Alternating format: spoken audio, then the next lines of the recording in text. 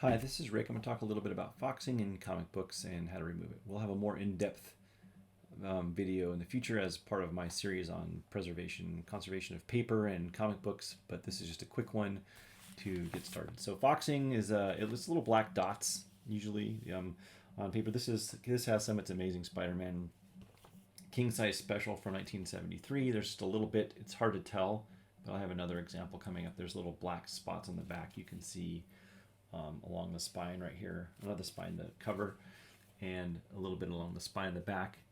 We'll have better examples in the future. So foxing, people think it comes from microbes, which could be true, but it's not necessarily true. It's been thought to be the source of foxing since early as 1917 on paper.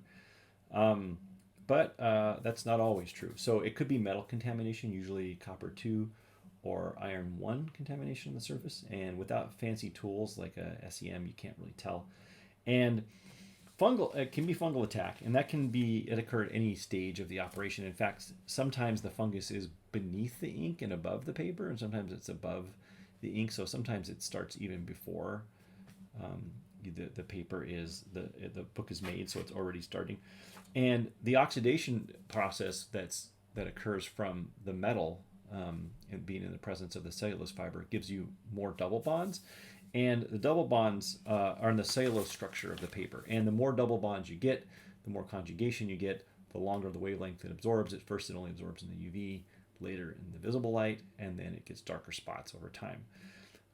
Again, it'll be boring and long, but I'll give a nice video on that. So ideally, you'd know the source, whether you had metal contamination or a fungal attack, and then you could contribute to that information can be used to get an effective treatment. But either way, what I do is I just spray it with a 10% solution of calcium hydroxide and EDTA. So I just use those two, and then I dry it in my heat press so that the moisture doesn't stay.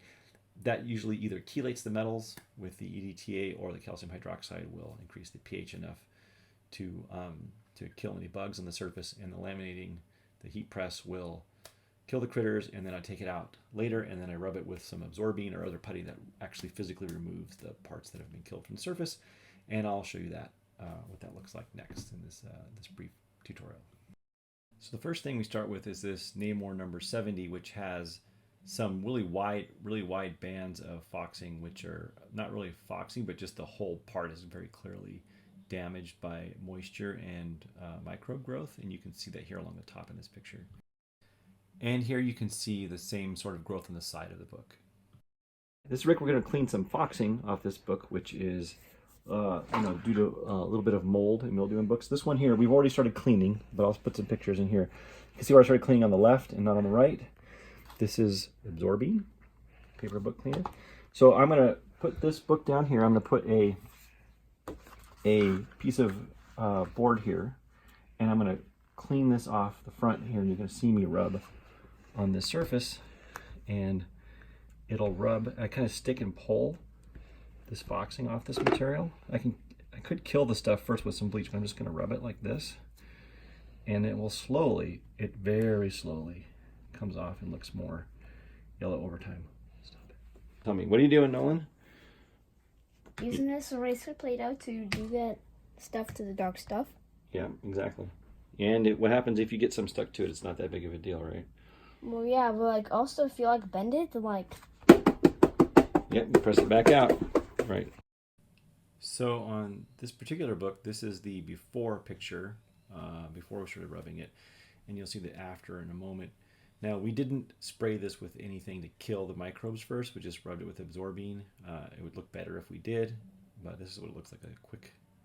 And this is the side of the book. You can see the little square here where I cleaned it, and it looks a lot better just in that particular area. This is just after a heat pressing. I didn't do any chemical cleaning first. And this is what the book looks like after. I don't have a good before picture, but trust me, it looked terrible. That's it for now.